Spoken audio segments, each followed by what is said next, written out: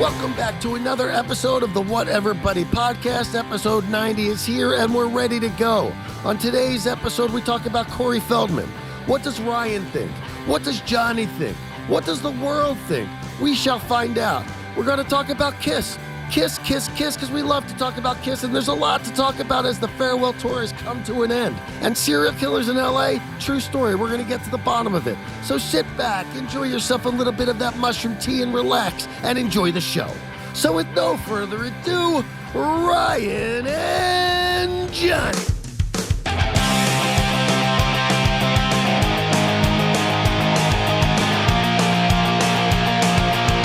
Right, Harris, we're back. It's been a fucking while since I've been in this room. Dude. Hello, everybody. Welcome back to another episode. Episode 90. 90. 09 backwards, 90 forwards, episode 90. Yeah, good intro. Welcome back to the States, dude. Thanks, dude. I haven't been in this room. I came here today, and it was a weird feeling walking in here. I was like, wow, it's been a real long, like, my life feels like, it's like I don't know. I came out the other end a different person. I don't know. Well, that's very descriptive. I know you well, and I have no clue what that even means. You know, it's like if somebody went, now I'm not comparing 11 weeks on the road to the Vietnam War or anything like that. But but if somebody goes to war and comes back, they're just different, you know? Can't come back. Could find a better comparison to touring for 2 months than war. 3 months. But 3 months. 3 months. Buddy, it was not 3 months. 11 weeks is more than 2 months. Mid-September and you came back mid-September. November. I left. I'm not minimizing your effort. I'm just saying. Well, you're just doing terrible math. You said mid-September, which is wrong. It's September 6th to November 22nd. I thought it was September 17th. No, I'd already been like 2 weeks into the tour. The first show was September 8th. All right. Well, welcome back after your 3 month at war, Jonny. Well, after, we want to get technical. Let's, we'll just say 11 weeks from door to door. It's a fifth of the year. We talked about this. I was gone for a fifth of the year. It is a long time. 77 days. It's definitely a long time. I'm not trying to minimize your efforts. I'm just trying to give you shit for exaggerating. Well, I'm Jewish. That's what we do. I wanted it to go to 7-Eleven on Cahuenga and Yucca a couple of days ago. I'm like, all right, I'm down the block. I'll go over there, right? It's not even there anymore. Seedy part of town. Why would you even want to go there? It's Hollywood. It's not it's just center of Hollywood. I was there. Hollywood's gross. I knew that's where a 7-Eleven was. Oh, it's so gross, dude. I've been going on walks, First of all, I'm back home for a little while for the holidays, but before I got back this is like old school here. I know, we're wiki old school, but I've been like doing walks, and man, I'll tell you what, it's getting dark early. So I'll go for a walk at like 3 o'clock, 3:30, whatever. It starts to get a little dusky walking around Hollywood, and I make my way home. It is dirty. Blech. I'm on the mushrooms too, dude. They aren't helping me now. Look, Ryan's an avid mushroom eater. I do the mushroom coffee, and you know what? It's fine. Well, I don't know what's happened to you. Like, what do you mean? Mushrooms. Like, where are you going with this? What's next? Coke, heroin? Where's it headed?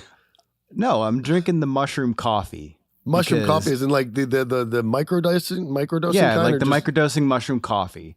And like I hear all these people talking about how it does good things for your gut health and it gives you focus and energy. And you know what?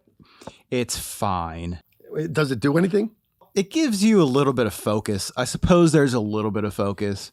It's as we've documented well in this podcast, I go back and forth with the caffeine. I can't do caffeine anymore. Not certain why, but it just kind of gives me anxiety and makes me feel not good. So as far as comparing the mushroom coffee to the caffeine, it's better because it's way more mild. I guess I should start going to watch fish now. I don't eat cheese, but I like one cheese product, and that is cheese crackers with peanut butter. Peanut butter cheese crackers. Cheese cracker. Oh, the orange ones? The little 6-pack? Yeah, right? Those guys. So I bought those this. Are good. They're great, right? And then I'm like, I'm going to go eat these. I'm like, wait a second. They're okay. We'll put them in the mushroom coffee I got the wrong category ones, bro. Fine. I got the wrong one. It says cheese and cheddar. I didn't realize that. I just saw the packaging and I thought it was cheese and peanut butter. You want the And peanut butter ones, yeah. I won't eat the cheese and cheddar. That's goes across the line into my cheese hood. No way. Yeah, leave them there for Sonny. Sonny will eat them. Yeah, shout out Sundog. Maybe not. Sundog. Yeah, so that's my pet peeve of this morning. Your pet peeve can't be a personal mistake. I'm going to make that a rule. Yeah, no. My pet peeve is myself. Well, I mean, you've been my pet peeve many times, so I guess we share that in common. Those are delicious. If you're not watching, if you're listening, Johnny's holding up a meal replacement bar that I buy from Trader Joe's, and they are quite tasty. Let me tell you, they just started coming to the States about a year ago, a little less than a year ago. I got Give a shout out to our non-sponsor. Bear Bells. Barbell. Bear Bells. No, it says BARE. Oh, I thought it said barbells. Bear Bells. That's a... Bear My Bells. apologies. My apologies. Yeah, dick. So those are good. The ones I like the best are the the yellow packaged ones. That's my favorite those are good. one. And there's one that is help me out. It's like I've never had this one. There's like a salted peanut. I was going to buy that one. I got this one instead. The salted that one's my favorite. The one you're holding is my favorite. Caramel cashew. I've never had it. It's my Dude, try the yellow one. It's caramel something. I have. And it's that's my second favorite. Yeah, they're great, dude. There's no sugar in these things. No added sugar. No added sugar. I don't buy any of that. No sugar. These things taste way too good. They taste way. I don't even want to look at the ingredients. I don't there's no quote. I don't want to see but there's like soy. I don't want to see the word soy. I don't want to see any of that shit. I don't read all the fancy schmancy. I got to live in LA and eat healthy crap. They get tricky in the ingredients too because sugar has I think it's 40 some different terms. Natural sugar's not bad for you though, right? Like sugar and fruits and shit like that. Well, that's different. That's not processed sugar. That's natural sugar. Do you think there's processed sugar in this? I'm going to look. I can't look at that. I mean, yes. I think there's something in it because it tastes far too good to have no flavoring agent of some sugar persuasion going on in that scenario. That's my professional opinion. And that's great segue, speaking of sugar persuasion, into the topic of the week. Didn't even think I was segueing. You're segueing right into Corey Feldman. Right in, Oh, yeah. You sent me a video of him. Well, let's stop. We're going to go back. We're going to go back. Let's cover. Let's do a full investigation. Okay. So I had mentioned this to you last week, and you got me thinking. You just presented me with a question. And that's a question I'll get to in one moment. But I sent you a video of Don't mess up my segue. Don't mess up my segue by taking too long to get to the point. No. I sent Ryan a video. I forget which Riot Fest in Ohio, I want to say it might have been, or somewhere out there, maybe Wisconsin or something. Corey Feldman goes on stage, and everybody's probably heard about this. He goes on stage, the tracks get messed up, the guitar player's gear ain't working, the guitar player's yelling at the DJ. The DJ is getting yelled at by Corey Feldman. Corey Feldman is humiliating the whole band in front of all these people. And then all of a sudden... looking like Michael Jackson. All of a sudden it starts and now he thinks he can dance like Michael Jackson. So then after this, I go on a deep dive. I send it to Ryan. Ryan and I talk briefly about it, and he presents me with this question. He says... Because you're sending it to me going, did you see this train wreck? This is ridiculous. How's this guy even get booked on a festival? So on and so forth. You're not wrong. Right. So Ryan says, it's so bad. Do you think that this is his shtick? It can't not be. It can't. Well, so then I went on a deep dive, dude. This dude is beyond bad. Like, it sucks. Yeah. It's really bad. Every idea is bad and stupid. That, I think you might have a valid point. So what do you think? Should we bring some up?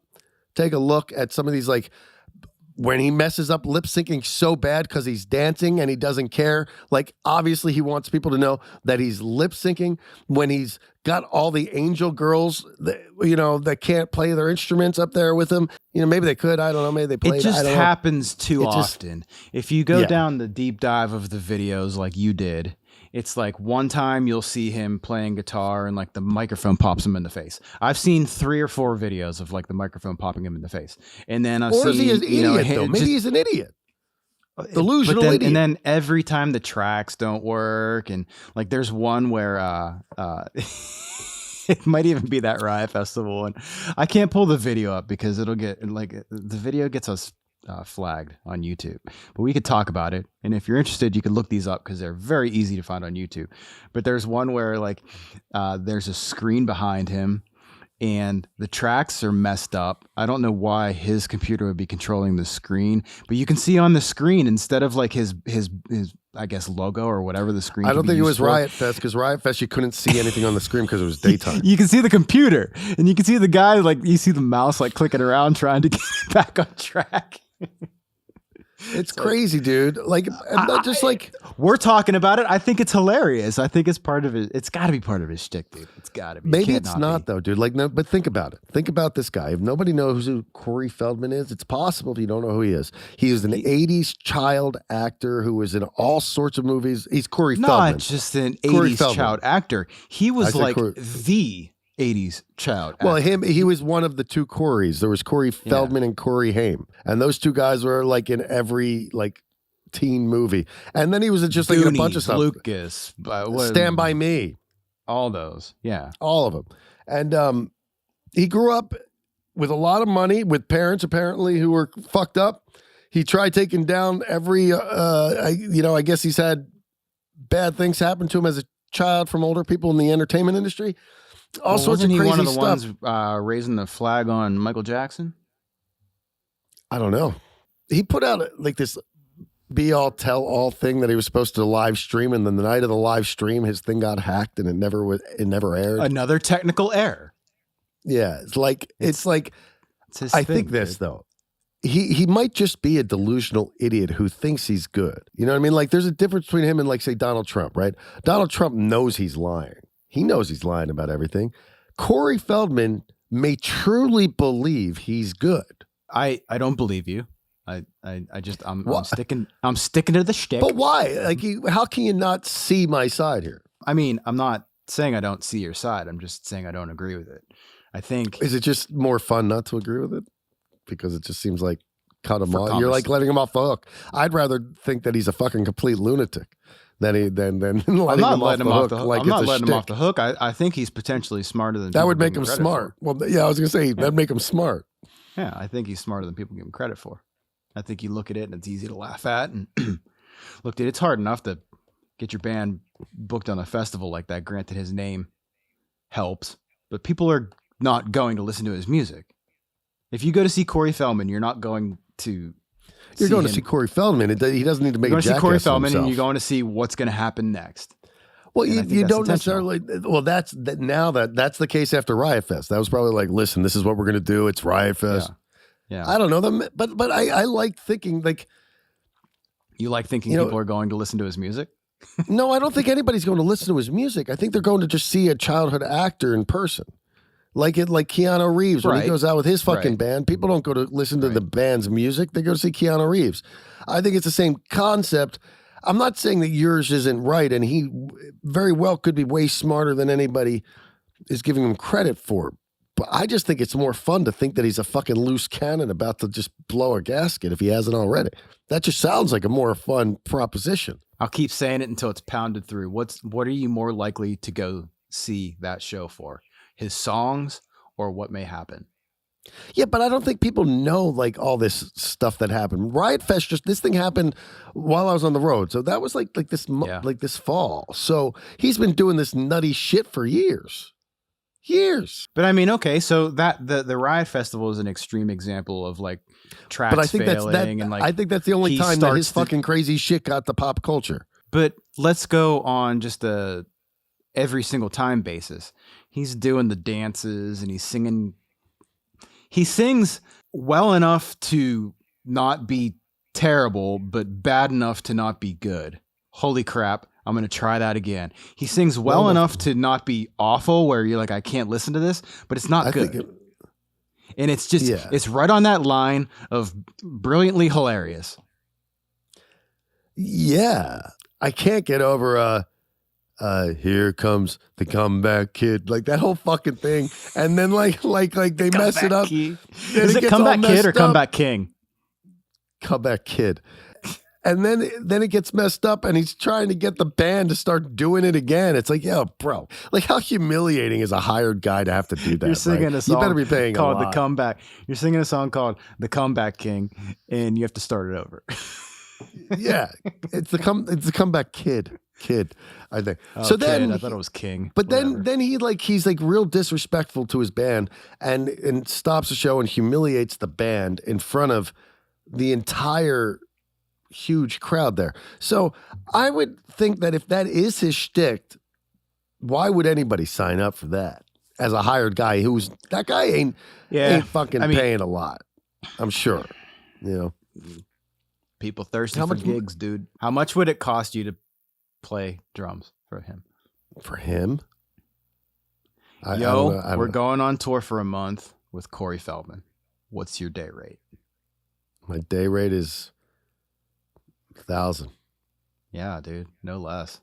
No less. This is not $1 less because you got to put up with that kind you got to put up with embarrassment. Yeah, that's and a really good per diem. It's embarrassment, dude. You could potentially be hurting your name. That's why I had to take a step back and be like, I don't know if I'd even do it, because the reality of it is that could hurt you more than help you. I would bet that it absolutely hurts you more than helps you. And Riot Fest is a big festival. We know somebody who turned down that gig. Dude, Candace turned down a Corey Feldman gig. Did she really? That's funny. Yeah, you didn't know that? I did not know that. Dude, when he did the whole thing, how'd she get offered it? So Candace from Warner Drive got offered what, guitar playing for her? Yeah, but it was the whole time when it was him and like 5 girls dressed as angels. Angels. Yeah. All blondes. 5 blonde girls. But she debated it. And then ultimately she came to the same conclusion we did. Yeah, no. Yeah. Hey, Candace, shout out to making a smart decision. But the only reason I found out about the Riot Fest thing is because I have a friend who is friends with the DJ. And he's like, dude, you got to Your friend is friends with Corey Feldman's DJ? Yeah. Okay, this is interesting then. So your friend's friends with Corey Feldman's DJ, and that DJ told your friend about this event? That could possibly debunk my theory. Because he found out about it by seeing a post on her Facebook page about it. Your friend or Corey Feldman? How the fuck would I know if Corey Feldman found out everything? Valid point. I just got confused by your words. Your words confused My words are very confusing. They call me confusing. Yeah, per usual. Per usual. Right. Yeah, man. Yeah, so it was a post on her Facebook page. And if you go and then it was kind of crazy, I think. I felt bad. I felt bad for what she was saying, because she's like, I'm just out here trying to do this and people are so mean, but then there's some support. I don't know. That makes me feel bad for that person, because dude, what he did on stage was I would have walked off. If he did that to me, I'd be fuck you, I quit. Right there. I saw it. It looked like he just said start over. Did you see something different than I did? What did he do? It was just the way he did. It was so animated. It's like, when you're on stage, I've been guilty of this. If somebody fucks up, I fucking just sit there and be like, fucking, you know what I mean? The only way people know you made a mistake is if you react to it. And that's what he did. Unless you fall on your ass like I did in Sweden. People didn't even know that. I tripped. That's our singer. That's amazing. Yeah, he tripped me up and I fell on my ass. And guess what? I kept playing. So your guy stayed on time and nobody knew the difference. He not only was animated where everybody could see it, the microphone was on and you could hear him. Start over. Shit. So it's I did hear him say start over. Yeah. Nothing's working. Ironically, the microphone does. But back to your theory. Now let me fucking switch sides on you. Because I thought of this earlier and I didn't say this. I do think there's a noticeable difference between when you look at Kingdom Come stage wrecking at Sweden Rock and this Corey Feldman stage wrecking at Riot Fest. When you look at it in that context, just those 2 shows and those 2 train wrecks, I can honestly say the band. What I don't remember. I remember you bringing this up one time, but what did they do? Oh, dude, they played Sweden Rock, and then the bass solo. Remember the crazy, terrible bass solo? The drummer They just played bad, though. No. The drummer started here, and this thing, as the song went, it just kept dragging. Tempo. The drummer was like fucking hammered. It was bad. Like, we never talked about it here. Oh, dude, it's crazy. But if you were to compare that train wreck with the train wreck, Corey Feldman's train wreck, one's mechanical error, one's human error. If you're a band that's not playing to tracks and you're under substance, so you're not playing well, that's just mechanical error. But if your tracks go down, like if you're band playing to tracks, like that time we played with Wasp, and the festival asked them, can you add 20 minutes to your set or whatnot, and they physically couldn't do it because their tracks had a 45-minute set cut out. That's what you get. They can't improvise, they can't expand or whatever. I think it was longer than 45. I think it was an hour and 15. Yeah, which is crazy to me. But also going to call them out because they weren't nice to me. But they were supposed to play an hour and 15. They asked them to play an hour and a half, and they couldn't even do 15 extra minutes. That's like 3 songs if you wanted it. So humble brag. We stepped up and played for 2 hours and like 15 minutes or something like that. Yeah. Yeah. Way to make it about me, Ryan. Let me finish that thought, though. If you were to watch them side by side, one looks like staged and one doesn't. One looks staged, like they're planning the air. And one looks... going with your theory. That was where I was at before we got to talking about it. And then when I broke it down, I was like, the way he treated people, that doesn't seem right. And that doesn't seem like that would be part of the shtick. However, when you look at it, you know, I'm not saying that's what happened, that it's staged. I'm just saying that, it's more believable, your thing. Only because one is a true train wreck. And the other one just looks like it could have been... Let's do this. Here he comes. Here, the comeback kid or whatever it is. Here it comes. Know what I mean? Yeah, we're singing it. Here it's comes not catchy. The comeback kid. You got to pay me more than $1,000, dude, to do that, because those guys had to a cappella sing that intro. Would you do that gig? 100% no. 100% no. I've said this to you many, many times. I'll say it again for the people. I did a tour a couple years ago. I was on a bus, got paid well. Everyone was super nice to me, played good shows, and I couldn't wait to get home. I was just like, I don't want to be here. Was it because was it the music? Was it the people? Was it No, the people were not great. Just wanting to tour? Maybe you just don't want to tour anymore. The people were great. They just weren't they weren't my friends. You know, they were friends, but they weren't my like people. And it was just real clear to me. I don't want to leave my house unless I'm with people that I want to be with, you know. I remember it was a good experience. It was a great experience. We played good shows, got paid. I was on a bus. It was comfortable. People were nice to me. I just didn't want to do it. I understand exactly what you're talking about. Like, I'm friends with them now, but when I first joined Bullets and Octane, I only knew Gene. I didn't know Felipe. I didn't know Zach. I didn't know, before Zach was Taylor, I didn't know Taylor. But they all became my friends over time. And Felipe and I, the very last show of the tour that we just did was the 200th show Felipe and I have done together between Bullets and Octane and Mercury Riot. So that was pretty cool. But I remember in August of 17, when I did my first tour with Bullets and Octane, it was directly after a Warner Drive tour, where I'd been touring with Warner Drive for years at this point, almost 10 years at this point. It was 17, so I guess we're at like 8 years. I was touring with Warner Drive at this point. And I was with Warner Drive the first 2 weeks of August of that year in Europe, and Warner Drive went home, and I stayed, and Bullets and Octane came out, and I continued another 2 weeks with them. And I just remember I felt homesick to you guys because I didn't know these guys. Like, they essentially... It's a thing, dude. It's a thing. You're away from home and you want to be around people that you want to... I'm not saying I can't make friends. It's just different whenever you're like tour. Like, people think of touring as vacation. Oh, you're going city to city and you're playing this and that. It's like, touring's fun for an hour a day. What are you doing for the other 23? That's the reality of it, you know. And now you can. I heard that's negative. You can make good of it. You can see cool things. You can make friends. You can do that stuff. But the reality is that it's a lot easier when you're around people that you want to be around. I heard Frankie Benali on Rudy Sarzo's podcast a few years ago. God rest his soul. He's passed away since. And he basically said, musicians don't get paid to play. Musicians get paid for everything that's in between playing. It's a good point. You know what I mean? It's like the traveling and all that. The traveling, like, think about it, man. Like, how many days of your life have been spent sitting and moving from one place to another? How many days of your life? Just this year alone, what, 77?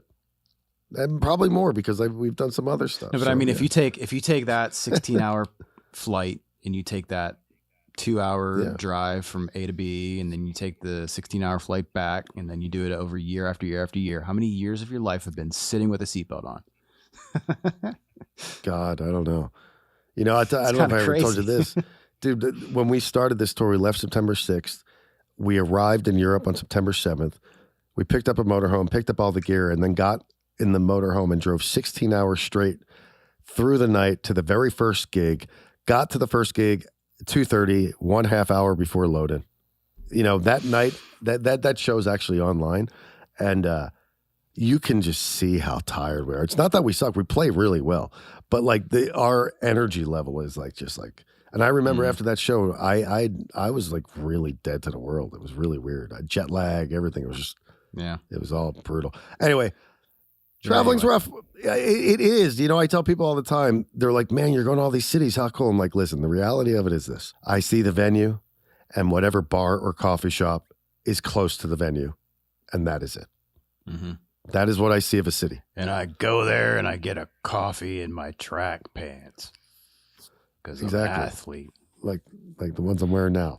Because I'm an athlete. Did you hear about, hey, buddy, did you hear about Avatar Kiss? I did. They had presented it at the very last show. So cool. I don't get what it is, though. What is it, though? Like, so Kiss's End of the Road tour concluded on Saturday, December 3rd. I got the pay-per-view or whatever it was. I saw a post. You were like standing in front of your TV or something. Yeah, it's the greatest. They're the greatest ever do it, dude. I don't know how you can still be this hard of a Kiss fan all these years later. I'll tell you why.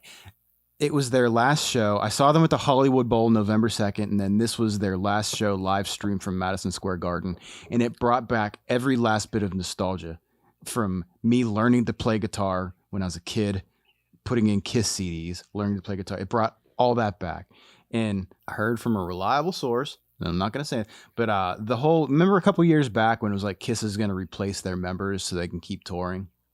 Yeah. Apparently that was 100% accurate. That was going to happen. And then the pandemic happened and it put whatever the sequence of events, I'm not sure. There was some video that popped up of them lip syncing.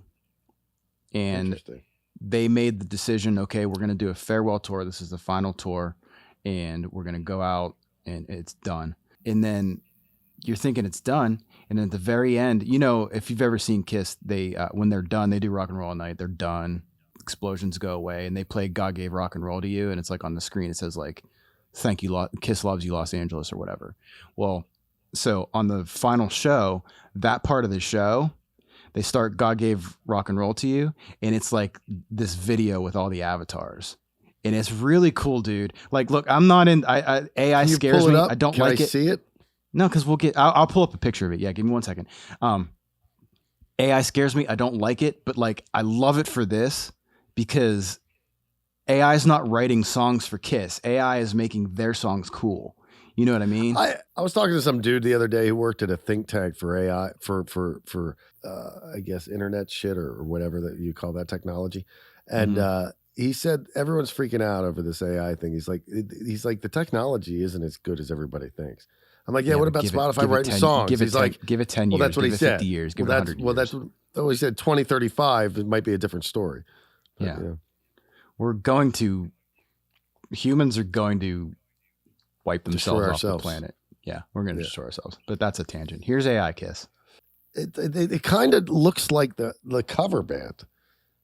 Well, no. Like, so what they did, dude, it's really cool. Like they put the you know, like in the video games where I'm going to stop this share. Hang on. You know, like in the video games, like the sports video games, they put the sensor, the electronic sensors on, like say Tiger Woods, and they get his swing. So like when you're playing golf, it looks like Tiger Woods swinging, or like Madden, it looks like whoever.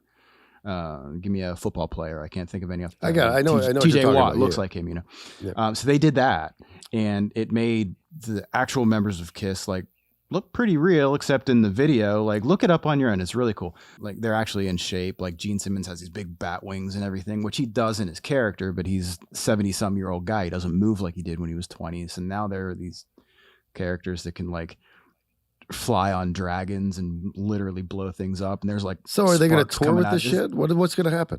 What's happening with Kiss? I haven't read that. I don't know. Like, yeah, is it going to be like you go to the movie theater and see like a Kiss concert or something? I don't know. Or do you But go to an arena and Yeah. see like just these like holograms and shit?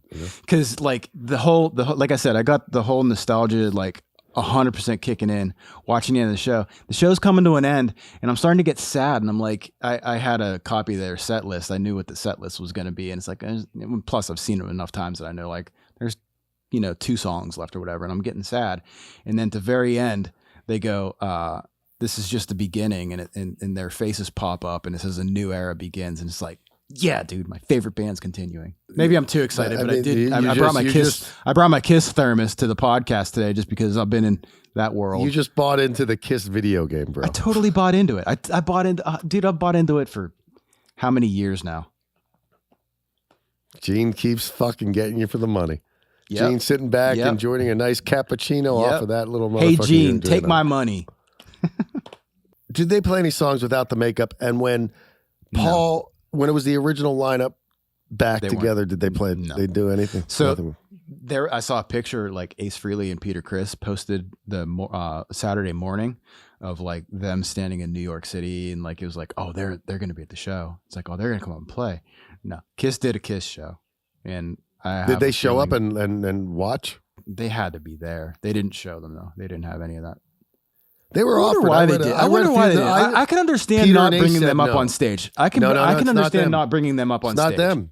It's not them. Gene reached out to them multiple times. The 2 of them said no. Interesting. But Yeah. I would venture to say that. How do Gene you and know Paul- that though? How do did I read an article. I just read an article, and that was an interview with Gene Simmons.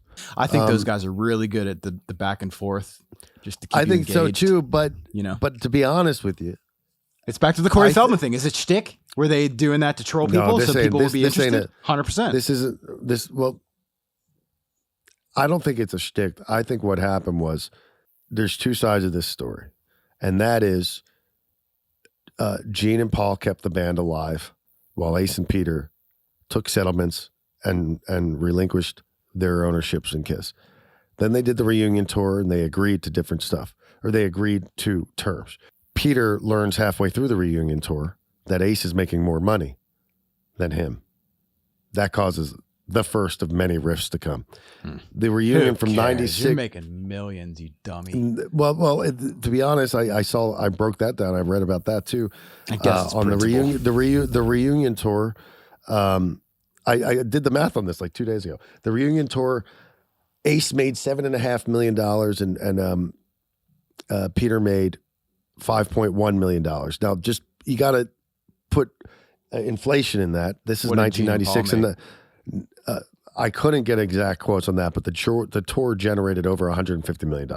So they were just employees. They were just paid employees. They were, and I broke it down per show. Ace was making $50,000 per show, and Peter was Kind of making not a lot. $50,000 per show.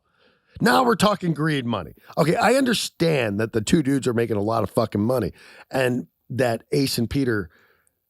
I see both sides of this one. Now, this I'm not is saying like, it's not a lot of money, Johnny. I'm saying look at that tour. It's not a lot of money for that tour per show. Would you have gotten up and played for $50,000 a night? Absolutely. But the point What is, I'm not a founding member of 39,900 a night? KISS. I'm not a founding member of KISS. Okay, but you also quit or got fired and signed off your rights to Kiss 10 years prior. They signed off their rights prior to the reunion tour. When they both left the band, they took settlements and signed over their rights to the Yeah. band.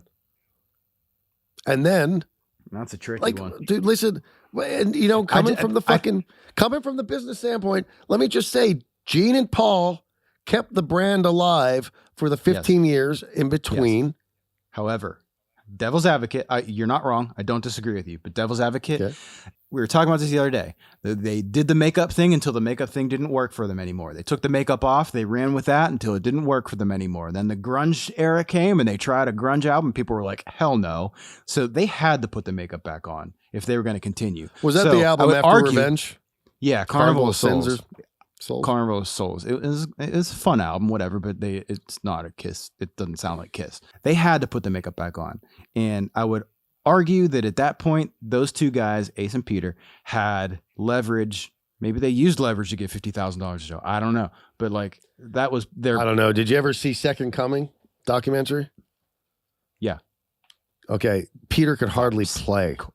Yeah. Peter could hardly play when they started. And let me say, remember Tommy Thayer had to teach Ace his solos. Do you remember the Unplugged that they did where they first joined them on MTV? It was on a Halloween 1995 Halloween. Peter and Ace joined Kiss for the first time since they broke up or separated their ways. We got some members of the family here tonight. We're not talking about mom and dad. We're talking about Peter, Chris, and Ace Frehley.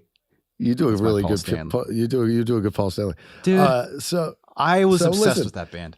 The very next day after that aired, I went to Allentown, Pennsylvania, to a place called Crocodile Rock, and I saw the Ace Frehley band with the Peter Criss band opening. Mm-hmm. The very day after that aired on MTV, the Unplugged. Peter Criss could not play, bro. I remember thinking like, wow, how is this guy the drummer of Kiss? Because that was my hardcore Kiss phase. Right when the reunion tour happened was like my biggest Kiss phase that I had in my life. That the couple of years before that and a couple of years after that. And then like, well, if you look at Kiss, if you look at post Peter Criss Kiss, they're a harder band. They have better drummers. Revenge is like the best record they ever made, in my opinion. Eric Carr was a monster. Eric Singer, current Kiss drummer, is a monster. Eric Singer's the best one they've had of all of them. Yeah. My opinion. And the avatars look like Eric Singer and Tommy Thayer. They don't look like I was going to say, well, that's what I was going to say. Tommy Thayer and Eric Singer looked like legit, and Paul Stanley and Gene Simmons, they don't look like Paul Stanley and Gene Simmons as much as Thayer. Gene looks a little bit like Gene. Paul doesn't look. I thought Paul doesn't look like Paul in those avatars. They made Gene look like the fat Gene that he is today, as opposed to like the little bit less fat Gene that he was younger. When you look at the videos, though, his body is skinny Gene. It is. He's always had a round face, I guess. Yeah. But Paul doesn't look like Paul. Yeah. Well, did you hear there was a serial killer in L.A. last week? There's a serial killer in L.A. last week. They caught him, though. Couple of thoughts. Number one, not surprised. Number two, no. Oh, well, I guess number one, no, I didn't hear that. Number two, not surprised. They caught him. Where'd they catch him at? Beverly Hills. And what kind of, what was he doing? He killed 4 people in 4 days. 3 random homeless people. All the same way? Yeah, with the same gun.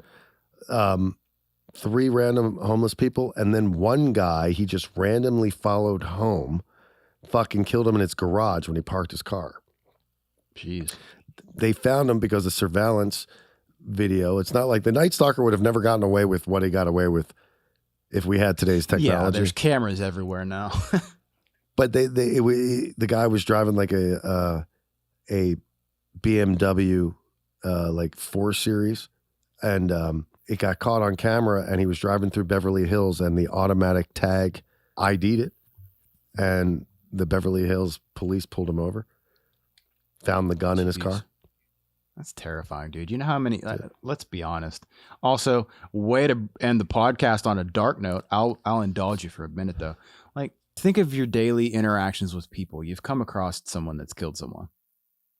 Can't not have, right? I mean, how many times do you think we've played a show and someone in the audience has a weapon on them? Anytime we played in Phoenix. You know? So, they caught this guy within a week after him doing all these killings. And the good thing is, it could have terrified the whole city. Yeah, you know, but here's another thing, and we'll wrap it on this. Wrap your mind around this one. How many serial killers are in this city that we don't hear about? And how many, I'm trying to think of something clever to follow that up with. How many are going to be inspired by this recent current event? This guy got caught so fast that I think anybody with a fucking... A serial killer's got to be a smart guy. Obviously, this guy wasn't a smart guy. He like wanted to get caught or something. So I know where. Let's wrap this podcast up on this fantastically negative note. But what qualifies as a serial killer? Because it sounds like this guy just shot 4 people, and I'm not saying that I feel bad for. They all people, died. All 4 people died.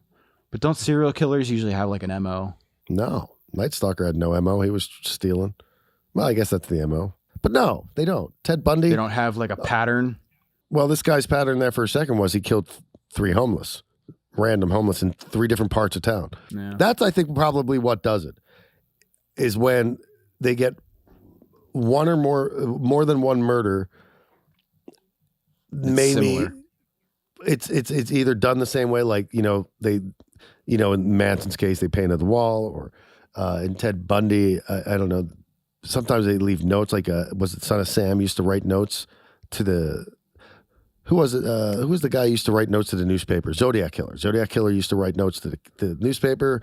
Son of Sam got busted because he fucking got a parking ticket at one of the murders. Like that has nothing to do with what I was talking about. Morbidly fascinating. It's so crazy how fascinating like crime. Well, there's a reason why there's all these documentaries and shit on Netflix. All of a sudden, of all these serial killers, because it is kind of fascinating. But you got to be smart though, dude, to be able to elude police, lead them on just enough to get your rocks off, and then stay away from the police. And when they get caught, they usually want to get caught. Yeah, inevitably they want to get caught. Yeah, they want to get caught. I didn't know Ted Bundy escaped twice, and the second time that he escaped, that he fucking was out for 6 months and almost could have been out for a long time. But a lot of these guys, like, they start to get cocky and shit. They just caught a guy in Long Island. Something Beach Killer. There's a documentary on him. And he one girl went missing. They found this one girl in one spot, but where they found this one girl, they dug around that spot and found like 10 other bones from other bodies. And that they linked it to some guy you would never think. His family was like fucking blown away by it. Like he was like a doctor or a lawyer. He was a lawyer. And he like just flew under the radar. And the way they caught him was some random thing where like technology, maybe the cases were old and the DNA somehow linked them. And then they somehow got a hit on somebody, and they needed his DNA. So then they waited for him to get done lunch, and he always ate at the same restaurant. And this pizza place in New York, he always ate at near his office. And he did this on Long Island, the killings. So then they waited for him to throw his trash away after he ate lunch, and they took his trash. They got the DNA off his trash. When they arrested him, they arrested him like 10 years after he did most of the murders. Slip and tackle. The slip and tackle. He didn't even see it coming. When they got busted, he didn't even know he was even on the radar. Well, buddy, I'm sure there's a crime scene documentary or podcast or whatever on that stuff. So, are we a crime podcast now? But maybe we should do some like investigative journalism. Journalism. We could solve cases ourselves. Whatever, buddy. Pretty cool. Podcast goes. Maybe at episode 100, we'll fucking switch the whole like format to investigative crime. Investigative crime. We're only 10 episodes from fucking from 100, bro. Well, we're one closer now, bud. Good job. Welcome back to the States. Yeah. Thank you, and welcome back to Pittsburgh. You seem to keep ending up there. We keep doing this. Keep missing. With one airplanes. Of these days we'll be in here. Jonny and Ryan just do this with airplanes. We wave while we're flying by. Yep. It's like on that note. With that being said, everybody, thank you for joining us here on The Happy Ending, episode 90 of the Whatever Buddy podcast. Listen, if you like Kiss, so does Ryan. If you like Corey Feldman, well, you might be on your own with that one. And if you like serial killers and that kind of stuff, well, so do Ryan and I. With that being said, thank you for joining us on another episode of the Whatever Buddy podcast. Have a great week. Make sure you like, subscribe, and report, and we will see you next time. Don't include me in that shit, dude. See ya.